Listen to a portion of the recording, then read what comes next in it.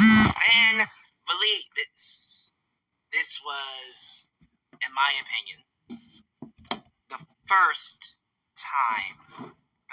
interview from Ricky Starks that I've seen of him outside of the ring.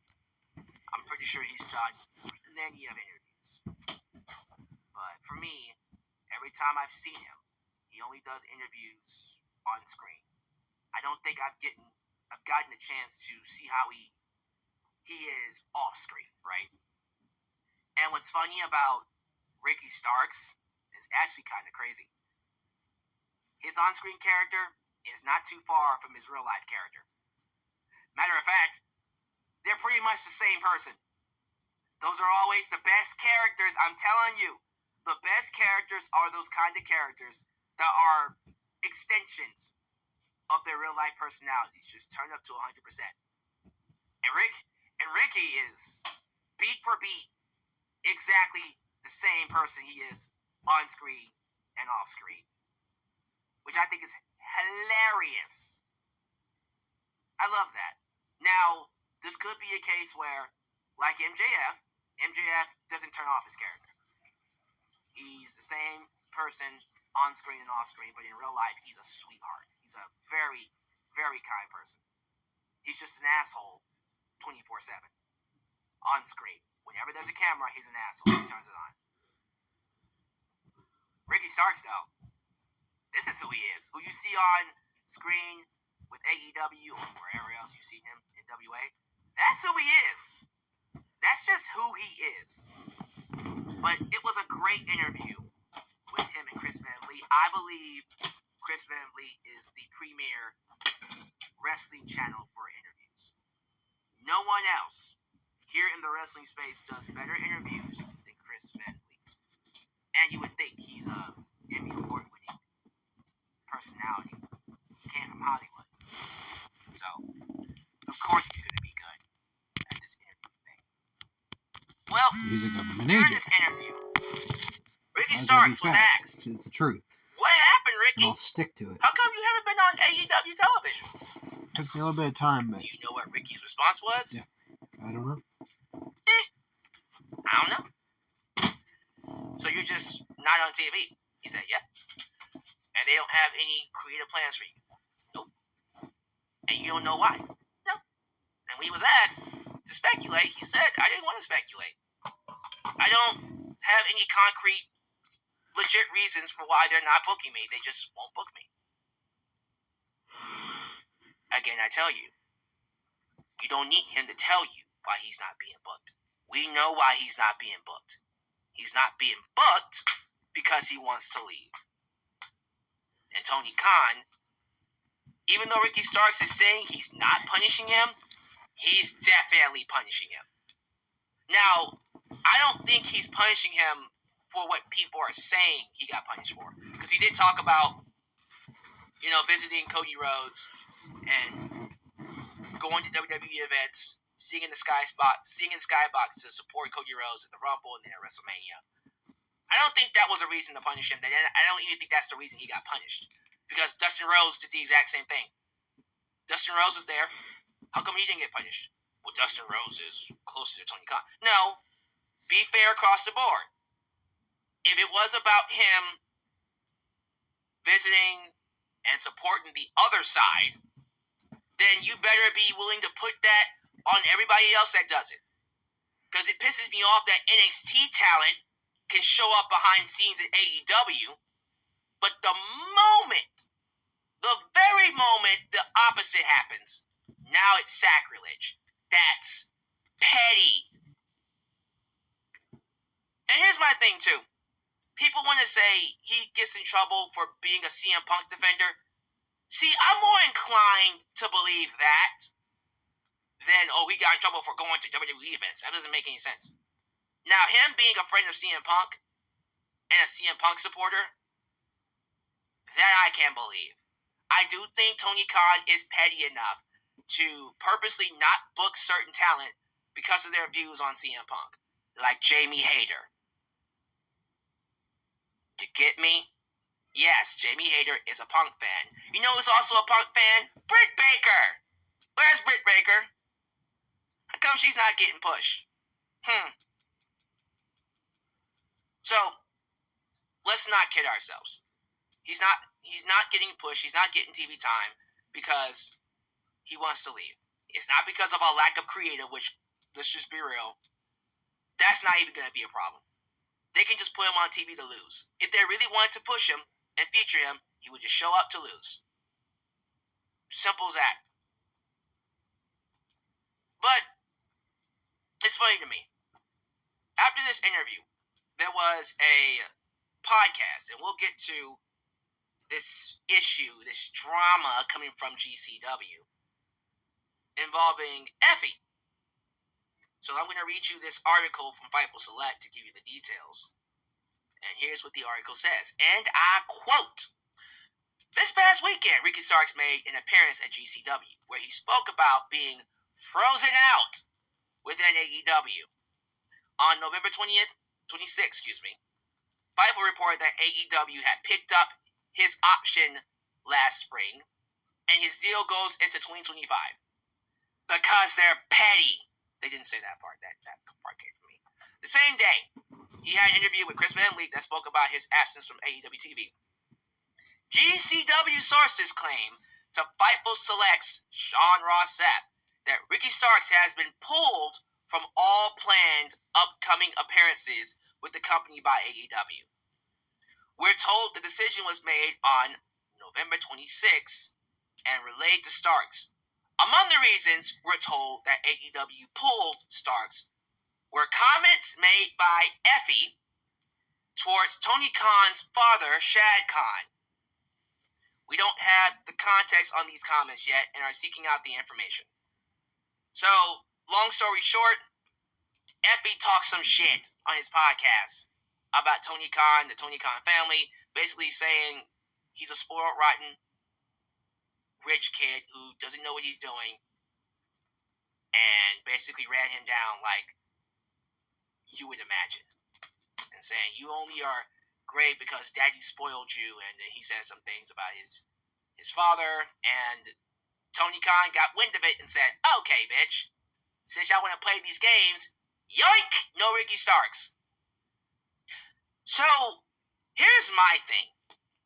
I'm actually going to defend Tony Khan here, because even though I haven't been able to listen to exactly what Effie said, but even though Effie has every right to express himself, why would you bite the hand that feeds you? You already know that Tony Khan is very, he doesn't really trust a lot of people anymore. He has trust issues because of what happened with CM Punk and Cody Rhodes and people wanting to leave him.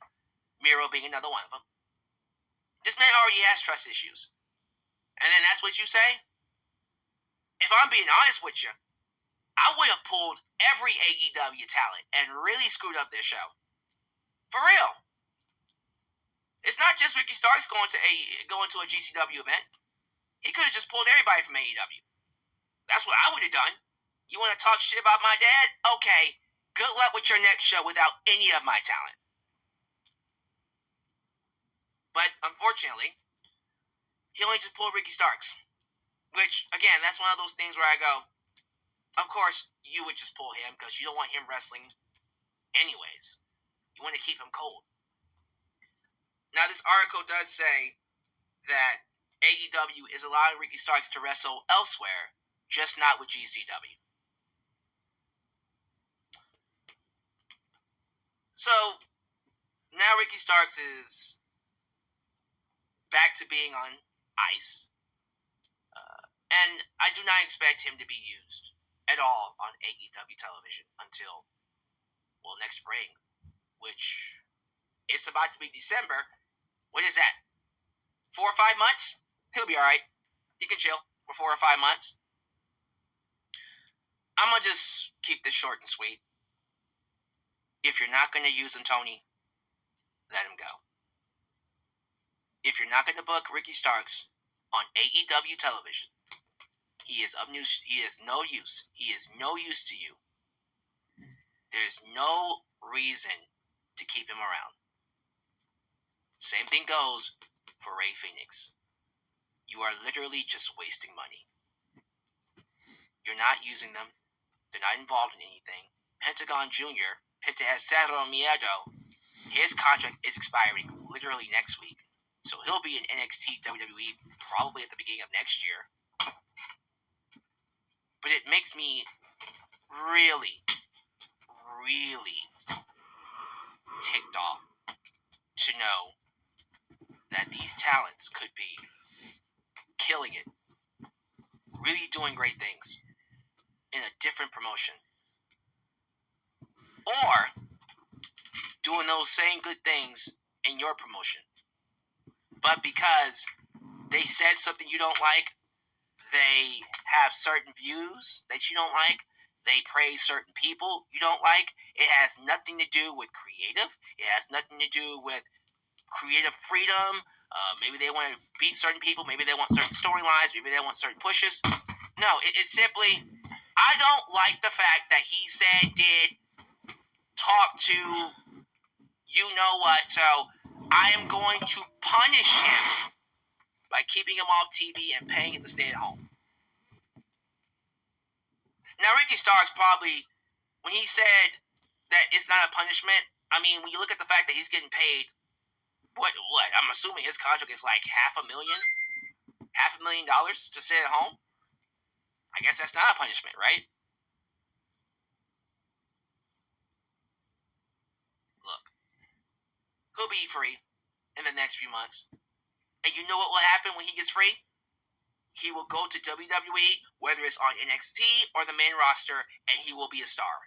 He will get more over than he's ever been. He will make more money than he's ever made. He will get bigger pushes. He'll be featured in storylines. He will become exactly what he should have become in AEW, but in WWE. And then Tony Khan will kick himself yet again that he let another star get away. And the same thing will be for Rey Fenix, because Tony Khan can't get out of his goddamn way. This pisses me off. I don't give a damn about how you personally feel, Tony Khan. It shouldn't matter. This is about the business. This is about the company. This is about your fans. Your fans are telling you they want Ricky Starks, and you not putting him on these shows is a big middle finger to everybody involved. And then you wonder why people are calling you the next Vince McMahon. This is a Vince McMahon move. If you don't want him to go anywhere else, fine.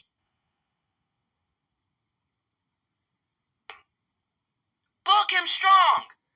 Make him an integral part of your show. Turn him into a star. Give him a championship. Give him the world championship. But you're not going to do it. You're not going to do it. We know you're not. So why do you have him under contract? Let him go. He is literally of no use to you. He is not going to impact your show whatsoever. You're just letting him collect dust and make money for free. So you're wasting money to be fucking petty. Get over yourself. It's such a horrible look. This looks bad on him. And then he wonders why people shit on AEW. You're giving them a reason too. You don't want people to say that you're incompetent. You don't want people to think that you're just like Vince McMahon. Then stop doing things that Vince McMahon would do and let the people go who don't want to be there. Because all this does is tell me, well, the people who come in are probably not going to stay. This is a temporary gig. Because they're all just going to go back anyways. This is how you lose people, Tony. This shit that you're pulling, you will never sign another mainstream talent ever again. If you keep pulling shit like this. If they want to leave, let them go. It's not that hard. You don't even want them there.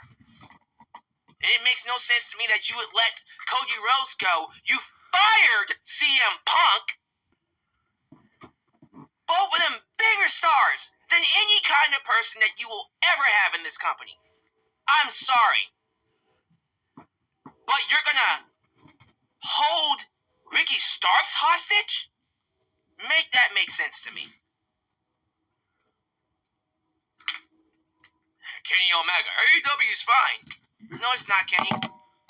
No, it's not fine. They continue to stick their foot in their mouths week to week to week to week. It's dumb. It's pathetic. It's sad. And to all the sickos, oh, well, when WWE did it, you didn't say anything. Bullshit. When Vince McMahon pulled this shit, I gave him this exact same energy. I said it was bad for them, and it's bad for AEW. It's bad across the board. Period. End of story.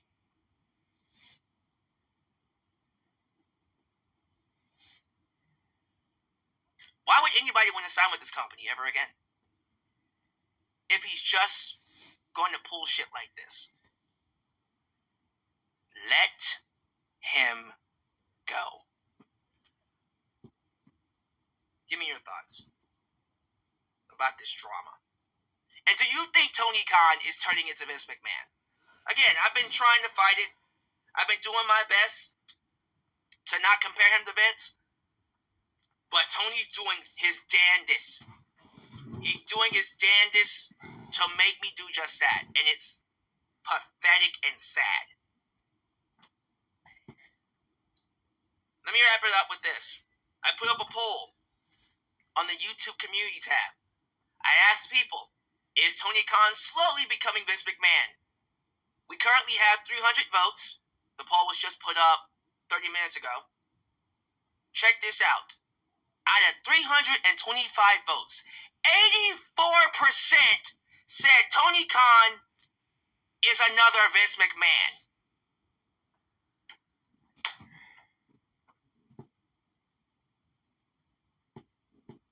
Perception is reality. Doesn't matter what I think now. They think you're just like Vince McMahon. And you did that. You did that, Tony. I didn't make them look at you that way. You made them look at you that way. You had Vince McMahon trending on Twitter for pulling shit like this. That's how you know you're fucking up. Stop fucking up, Tony. Or I'm gonna start calling you Tony McMahon.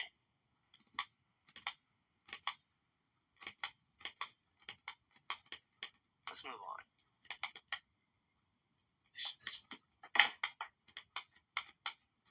It's so frustrating to me.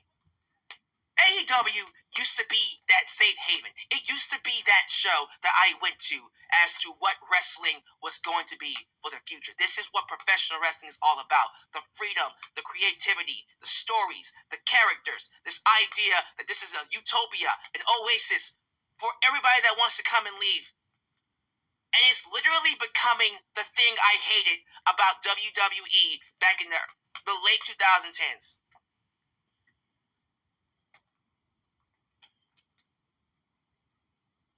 Is this just what happens when billionaires get involved? Is every billionaire just stupid and corrupt and out of touch?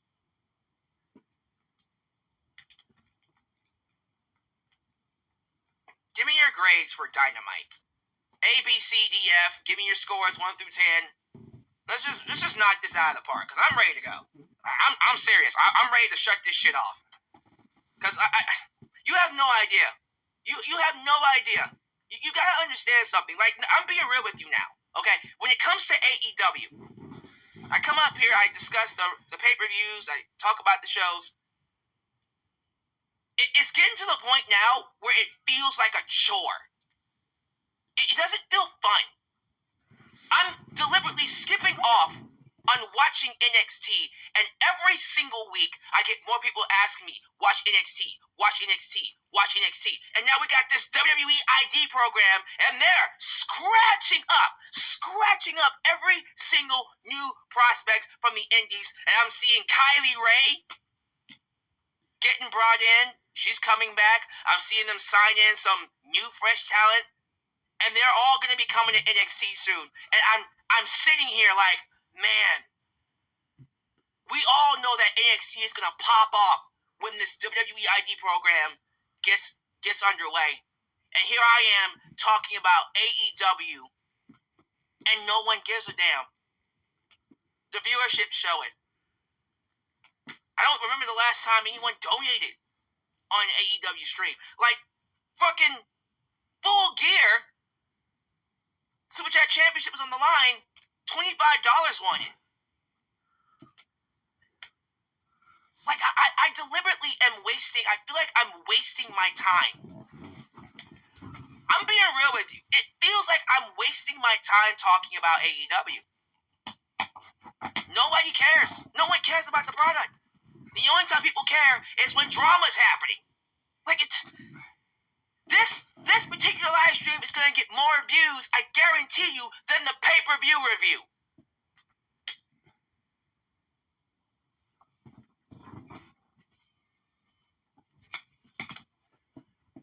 But I keep coming back. I keep turning on Dynamite. I keep doing these reviews, hoping to one day see them figure it out. But I don't know if that's ever going to be possible when Tony Khan is the head honcho, when he's in creative, and he's digging in his goddamn heels. So at some point, I had to make that decision. Do I stop reviewing AEW? Do I stop supporting the people that I love, that I see, the talent that I know are going to kill it? Just completely cut off AEW shows altogether and just switch to NXT? I know I'll get more views. Let's be real. Like, I would get more views talking about NXT next week. I probably would have got more views talking about NXT this week. But you see that it's not about the views. I talk about it because I want things to get better. But I see what's coming down the pike. I'm looking forward. I have this vision of where NXT is going to be in the next 6 months and what's going to happen with the WWE ID program. It is going to absolutely fuck AEW sideways. And I mean that. With the way things are with AEW, unless this Shane McMahon storyline gets kicked into gear and it really gets things going, and they better get this going very, very soon, and I mean this, NXT is going to make AEW its bitch. And I feel like I'm the only person that sees that.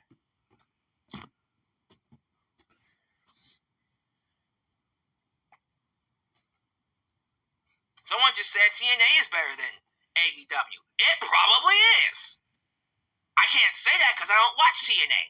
I've watched NXT.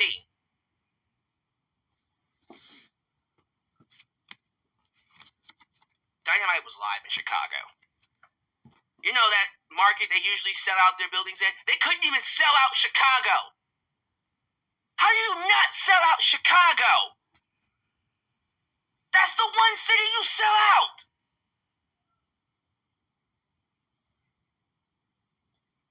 You know you're in trouble when you can't sell out Chicago. Hurt Syndicate opened the show. And it's the Hurt Syndicate. MVP, Bobby Lashley, Shelton Benjamin. We hurt people. We hurt people. Love that theme song, by the way. They let people know that they run this shit. They beat up Swerve Strickland and reminded people, when we give you a card, you're a top prospect. It is a golden ticket to success. As you will see with Shelton Benjamin in this opening contest, the first match and the second inaugural Continental Classic. It was Shelton Benjamin versus Mark Briscoe. So, right to it, match was good. I don't know how I feel about Mark Briscoe coming back after he literally went, what? He lost literally all his matches, right? except to Jay Lethal. I don't even remember what the actual score was, but I think he won one match against Jay Lethal, right? I think so. So I'm shocked that he's back. You would think they would put someone else in here. I would have loved to have seen a Kyle O'Reilly, a Brian Cage, an a Malachi Black, a Buddy Matthews. Like someone that you're guaranteed to have a great match with literally everybody. And I like Mark Briscoe. But you know he's just here to lose. And I don't think that's something you should be doing, Mark Briscoe. I think Mark Briscoe should be getting some wins. But you know he's not going to beat anybody in this tournament. Now in this bracket, he's going to lose again. Shelton Benjamin wins. Basically dominated him. Love that Exploder Power Slam. That's the same move he had in WWE. But it's a lot more aggressive. It's like a snap version of it. But the match was good, right? That's what matters, though. That's what matters. The match was good. But the story is what people care about. And the story is, Mark's a loser. So why should I care about him? We hurt people. Mercedes Moné comes out, doing an interview with Tony Schiavone. And during that interview, she starts talking down on Camille. Camille said, "Shut your ass up. You can't fire me, I quit." And then she quits. And Mercedes like, "Did this bitch just quit on me?" "I know she didn't."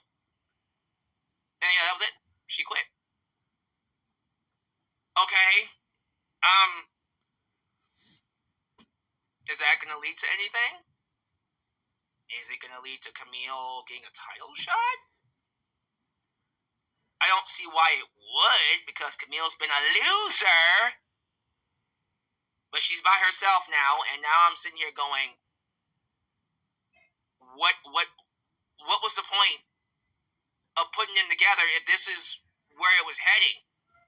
Like, I was thinking Camille was going to be a long-term story for Mercedes going into, like, next year's All In, where Mercedes is just this unstoppable monster, this unstoppable figure with this monster beside her.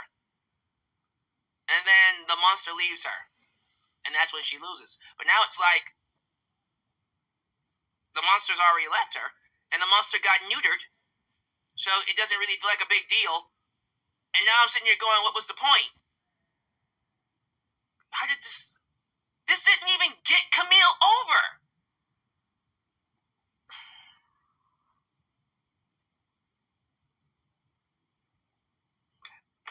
Maybe she'll get a title shot. And lose. Right? Because that's what it really matters, right? It matters because there's going to be a match and then she'll lose. And then she's over. No, she's not. Chris Jericho took on Tomohiro Ishii. I don't give a fuck. For the ROH World title. I do not care. This learning tree shit is garbage. It makes me not want to watch Chris Jericho. It's go away heat.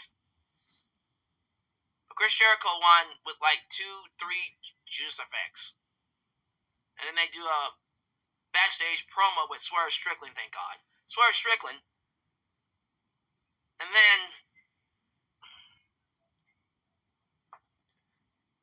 you know what, I'm not even going to front. I actually kind of like this. Freaking Max Caster runs in, interrupts Swerve and tells him, "Hey, I want to do a rap with you. Since you know you're a rapper too, you would appreciate this. You used to be a house of fire. Oh shit, that's a bar. Your house was on fire. Get it?" Swerve whipped his ass. I kind of actually like that. Listen, Max Caster is a great heel. Like, the more I see him, the more I go, yo, he's really good as a heel. He's really good. You know what? Let's see what happens.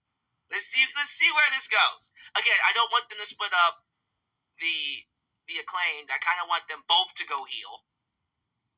Don't see it happening, but I think it should happen that way. By the way, Ultra Shadow, I agree. Fuck off with the Ring of Honor shit. This is AEW. Oh, Jesus, here we go. So, Tony Schiavone brings out Hangman Page for an interview.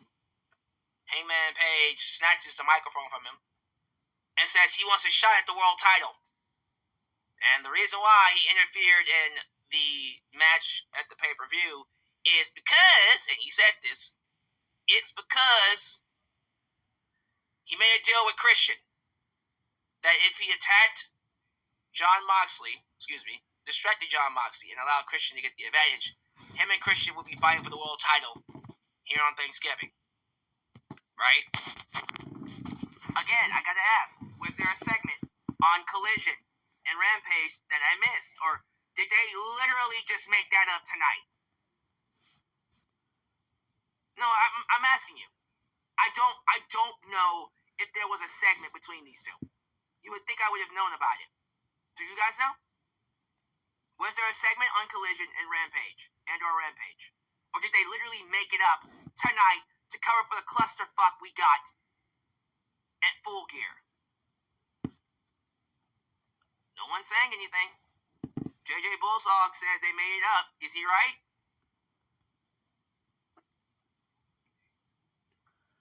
Anyways, here comes Jay White to remind Hangman Page, hey, I beat you twice. You're a loser.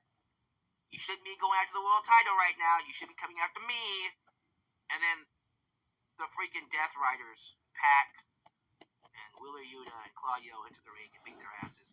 And then Marina Shafir comes in and knocks out Hangman Page. Jay White goes to hit her with his actual finisher, which would have been crazy. But then he's stopped by John Moxley, and they all just pummel both of them. They just get their asses kicked. And so now they're involving Hangman Page and Jay White into the story, and I'm just like, what are we doing? Like, can we please get an actual premise? Can we get an actual direction? What is the point to this Death Rider takeover? What's the point to it? Also, isn't it funny to me that Maria Shafir, out of nowhere, is beating up men? Couldn't win a match to save her fucking life for 2 years. She couldn't win a match on Ring of Honor or AEW unless it was on AEW Dark. Now all of a sudden, she's whipping the men's ass.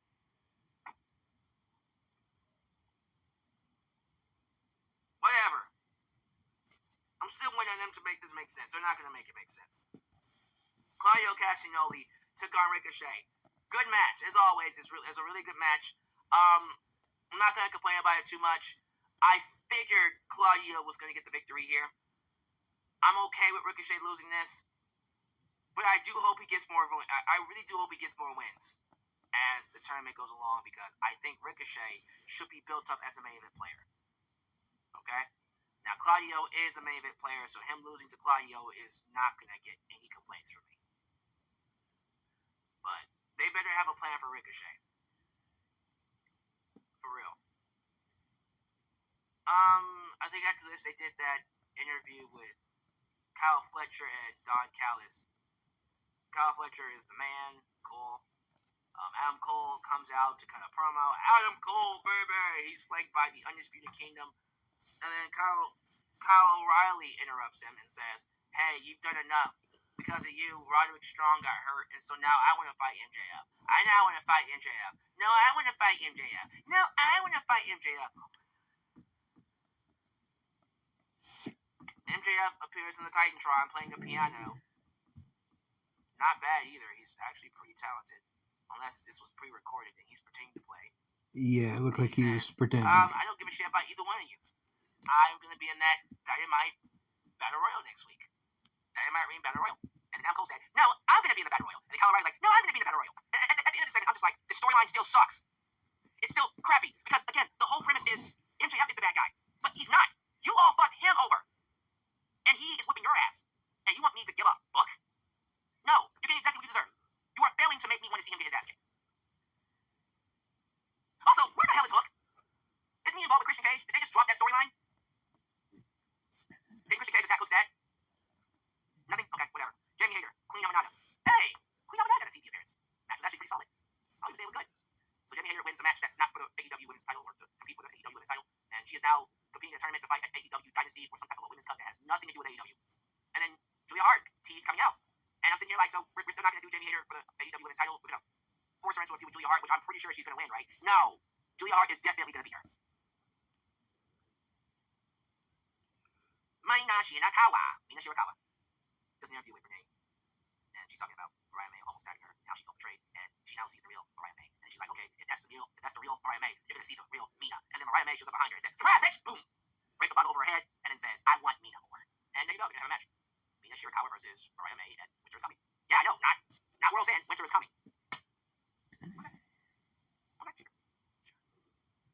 I don't know what the hell's going to happen in World's End, but I'm assuming they're holding her off until she fights Toni Storm in Australia. By the way, remember that stadium that AEW booked for Grand Slam next year in February?